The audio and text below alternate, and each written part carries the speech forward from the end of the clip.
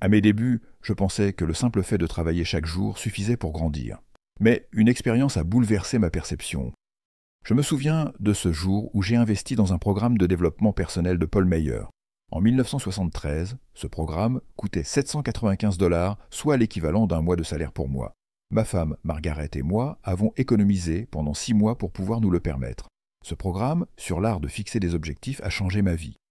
Pendant 2 ans, j'ai étudié, pratiqué et appris à planifier mes objectifs, ce qui m'a permis de décoller sur le plan personnel. Puis, j'ai découvert une idée fascinante d'Earl Nightingale. Consacrez 1 heure par jour pendant 5 ans à un sujet, et vous deviendrez un expert dans ce domaine. J'ai appliqué ce principe au leadership. Pendant 5 ans, j'ai lu, pratiqué, posé des questions à des leaders et acquis des expériences. Et au bout de quelques années, j'ai remarqué un changement. Les gens ont commencé à me suivre. À ce moment-là, ma question n'était plus « combien de temps cela va-t-il prendre ?», mais « jusqu'où puis-je aller ?» Ce simple changement de perspective m'a fait passer d'une mentalité axée sur les objectifs à une mentalité axée sur la croissance. J'ai compris que la croissance est un voyage, pas une destination. Trop de gens atteignent un objectif et se demandent ensuite « et maintenant ?» Mais la croissance, c'est construire niveau après niveau avec une fondation solide qui soutient chaque étape. En leadership, cela signifie passer d'un leadership imposé, niveau 1, à un leadership basé sur la permission, niveau 2, où les gens vous suivent parce qu'ils vous aiment et vous respectent. Et cela commence par 3 piliers essentiels: écouter, apprendre et diriger. Un grand leader pose de grandes questions. Pourquoi ? Parce que cela lui permet de trouver ses collaborateurs avant de les diriger. En posant des questions, en écoutant et en apprenant d'eux, vous créez un lien authentique et établissez une connexion qui donne envie aux gens de vous suivre. Cela implique aussi de partager vos échecs et vos réussites. Trop souvent, nous séparons le succès et l'échec, mais ils sont faits pour aller ensemble. Le succès, sans l'échec, peut vous rendre arrogant, tandis que l'échec, sans le succès, peut vous décourager. Ensemble, ils vous apportent humilité et résilience, 2 qualités indispensables. Lorsque vous partagez vos pertes et vos échecs avec humilité, vous inspirez les autres. Vous réduisez l'écart entre mentor et mentoré, entre succès et tentative. C'est en combinant ces 2 éléments que vous encouragez véritablement ceux qui vous entourent. Je me souviens d'un discours que j'ai donné récemment devant plein de 1000 personnes à Las Vegas, où je parlais de l'importance d'ajouter de la valeur aux autres et de garder un esprit d'humilité. Ce jour-là, j'ai insisté sur ce point. Gardez le succès et l'échec ensemble. Ils sont la clé pour construire un leadership authentique et durable. Alors, prenez le temps d'écouter, d'apprendre et de diriger avec humilité. Et rappelez-vous, le changement est la seule voie vers une croissance réelle et durable. Lors d'un récent discours, j'ai reçu une réponse incroyable du public. Pourquoi ? Parce que nous avons rendu les mentors humains. Nous avons montré que même les mentors sont en chemin, toujours en train d'apprendre et de progresser. Nous ne sommes pas au sommet de la montagne, attendant que les autres nous rejoignent. Non, nous grimpons encore. Un bon mentor valorise et encourage le potentiel. Souvent, nous nous jugeons sur notre potentiel, mais jugeons les autres sur leur performance. Un mentor efficace comble cet écart en aidant à transformer le potentiel en résultats concrets. Cela commence par le principe des 100%. Ce que nous considérons comme notre meilleur aujourd'hui devient la base pour aller plus loin demain. Par exemple, après avoir écrit des dizaines de livres, j'ai décidé de revoir ma manière de travailler. Même si mes livres se vendaient bien, je voulais m'améliorer. J'ai découvert une nouvelle méthode de rédaction grâce à une collaboratrice qui m'a poussé à parler plutôt qu'à écrire. Résultat, mon écriture est devenue plus émotionnelle et impactante. Cette expérience m'a rappelé qu'il existe toujours une meilleure manière de faire. Dans mes entreprises, nous appliquons cette philosophie. Nous avons une compagnie de coaching qui compte plus de 42 000 coachs dans 172 pays en un peu plus de 10 ans. Comment y sommes-nous parvenus ? En nous concentrant sur une seule chose, ajouter de la valeur aux autres. Nous croyons fermement que le leadership ne repose pas sur les titres ou les positions, mais sur les relations et l'entraide. Dans mes entreprises, personne ne travaille pour moi. Nous travaillons ensemble avec un véritable esprit de collaboration et de service mutuel.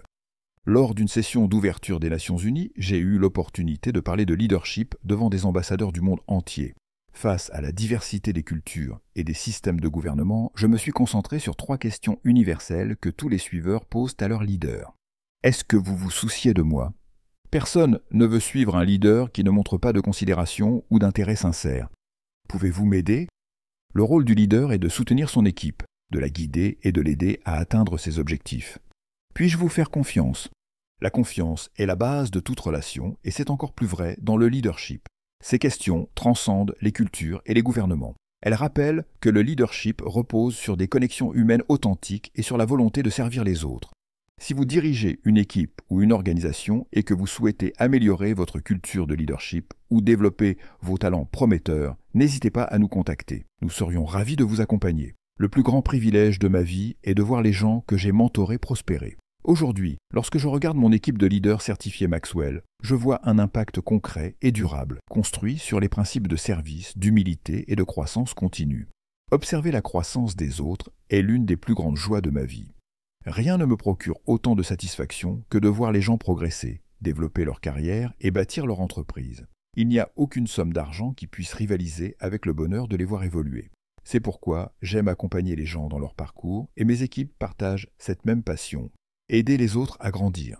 En tant que mentor, il est essentiel d'avoir un état d'esprit axé sur l'ajout de valeur aux autres. J'aime souvent dire qu'on peut être soit une rivière, soit un réservoir.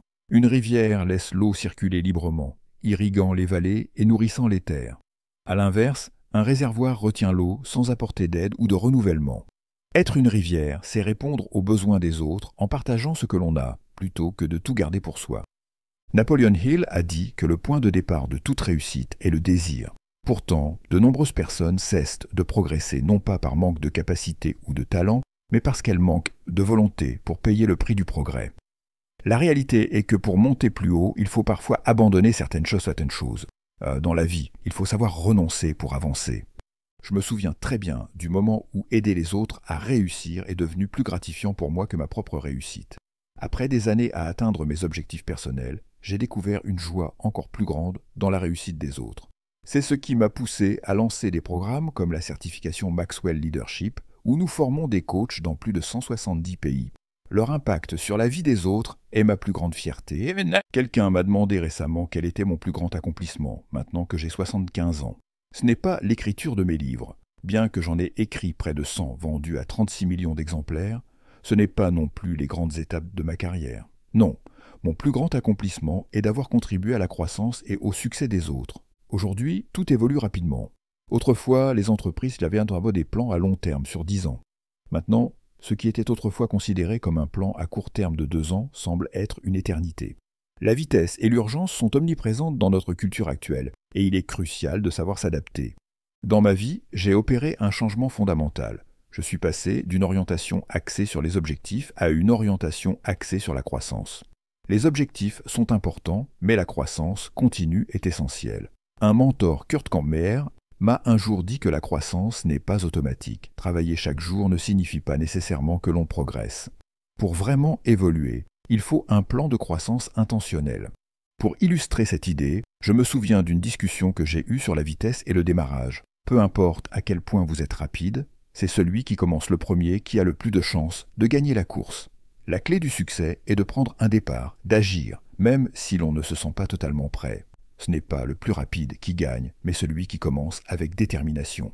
Si une personne a suffisamment d'avance, elle peut gagner n'importe quelle course contre quiconque. Le leadership vous donne cette avance. Il vous permet de voir les choses avant les autres. Mais la vraie question est, allons-nous gagner cette course pour nous-mêmes ou pour les personnes que nous dirigeons ? Les leaders de niveau 2 se soucient profondément de leur équipe. On dit souvent que les gens n'ont que faire de ce que vous savez jusqu'à ce qu'ils sachent à quel point vous vous souciez d'eux. À ce niveau, les relations sont la base du leadership. Les membres de l'équipe prospèrent, apprennent et prennent plaisir à faire partie du groupe. Pourquoi ? Parce que les relations fonctionnent, et cela crée une énergie unique. Mais il est essentiel de se rappeler que lorsque vous passez au niveau supérieur, vous ne quittez pas le précédent. Vous vous appuyez dessus pour construire une base plus solide. Le niveau 3, le niveau de la production, est celui des résultats. À ce stade, les gens vous suivent en raison de ce que vous avez accompli pour l'organisation. Vous êtes un producteur, quelqu'un qui apporte des résultats tangibles. Ce niveau est essentiel car c'est là que vous gagnez la crédibilité nécessaire pour diriger. Si, au niveau 2, les gens vous suivent parce qu'ils vous aiment, au niveau 3, ils vous suivent parce que vous obtenez des résultats. Et cette crédibilité repose sur votre capacité à ajouter de la valeur aux autres.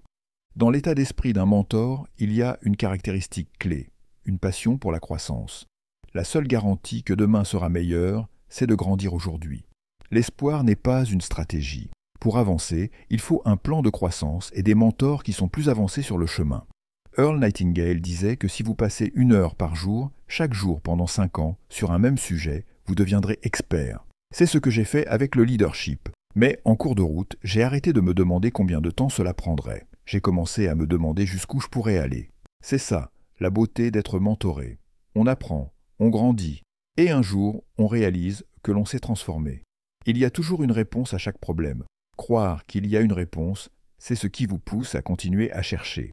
Et la vraie créativité, c'est non seulement croire qu'il y a toujours une réponse, mais aussi qu'il y a toujours une meilleure réponse. Tout ce que je fais aujourd'hui, écrire, parler, gérer mes entreprises, transformer des nations, je pense que nous faisons du bon travail. Mais je crois fermement que nous pouvons toujours faire mieux. Cette conviction me pousse à continuer à apprendre, à évoluer et à chercher des solutions plus grandes et plus impactantes.